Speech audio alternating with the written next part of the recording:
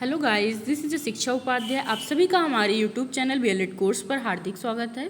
तो गाइस, आज के सेशन में हम डिस्कस करने वाले हैं अष्टछाप के प्रमुख कवि। अष्टछाप यानी नाम से ही स्पष्ट हो रहा है, यानी 8 का समूह। तो 8 का समूह यानी भक्ति काल के 8 कवियों का समूह। तो इसमें जैसे नंददास हैं, चतुर्भुज दास हैं, छीत स्वामी है, गोविंद स्वामी है, सूरदास हैं, कृष्णदास हैं, कुंभन दास है, परमानंद दास है। तो ये 8 नाम हैं। इन 8 नामों को याद रखने में हमें बड़ी कठिनाई होती है कि कैसे हम याद रखें, क्योंकि याद तो करते हैं हम लेकिन भूल जाते हैं। तो इस तरीके से मैंने एक ट्रिक तैयार किया है आप लोगों के लिए। आप लोग इसके माध्यम से पढ़ सकते हैं, याद कर सकते हैं और इन फ्यूचर यूज कर सकते हैं। तो जैसे कि आपको यहाँ दिख रहा होगा, नंददास है, फिर उसके बाद चतुर्भुज दास है। इस तरीके से 4 इधर मैंने लिखा है, 4 इधर मैंने लिखा है। 4 कवियों को इधर मैंने कवर किया है, इधर किया है। ये वल्लभाचार्य के शिष्य हैं, ये विट्ठलनाथ के शिष्य हैं। इस तरीके से आप एक तीर से 2 निशाना भी कर सकते हैं, यानी इन कवियों के नाम और जो इनके गुरु हैं उनको भी आप याद रख सकते हैं। यानी इस पार्ट में जो 4 कवि हैं, इनके जो गुरु हैं वो हैं विट्ठलनाथ, और इधर के जो 4 कवि हैं इनके जो गुरु हैं वो हैं वल्लभाचार्य। तो इस तरीके से आप याद रख सकते हैं।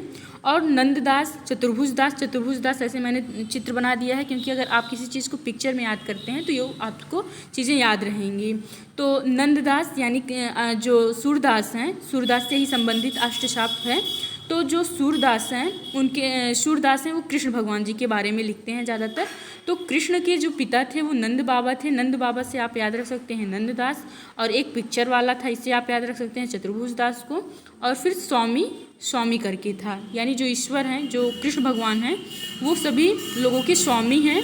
और गोविंद स्वामी, इस तरीके से 2 स्वामी, एक चतुर्भुज दास चित्र वाला और एक हो जाएगा उनके पिता कृष्ण जी के नंद बाबा सिद्ध नंददास।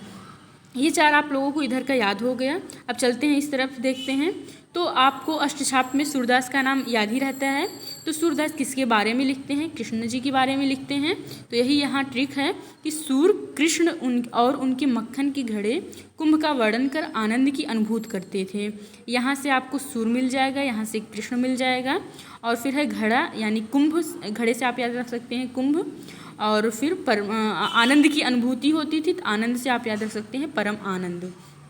तो सूर जो हैं वो कृष्ण और उनके मक्खन के, क्योंकि वो मक्खन खाते ही थे, तो घड़ा या कुंभ हमें याद ही रहेगा, कृष्ण भगवान जी याद रहेंगे। और ऐसा करने पर जब सूरदास लिखते हैं तो उनको आनंद की अनुभूति होती है।